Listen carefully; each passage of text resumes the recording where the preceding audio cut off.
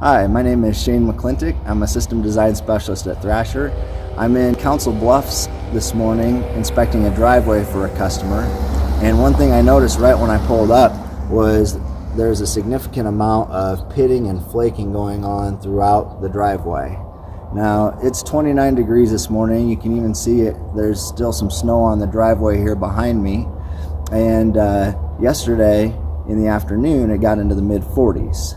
Well, this is what causes pitting and flaking.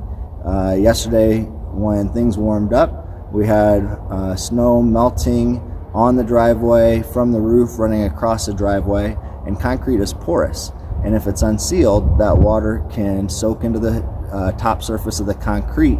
And when things cool down again at night, it refreezes and it pops that top layer of concrete off. And you can even see that a lot of this is still pretty fresh. I'm able to scrape away some of this newly pitted concrete pretty easily.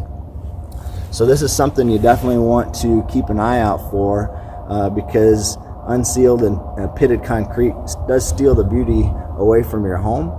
We at Thrasher have permanent solutions to keep concrete sealed, prevent pitting and flaking, and keep your driveway looking beautiful. Thanks.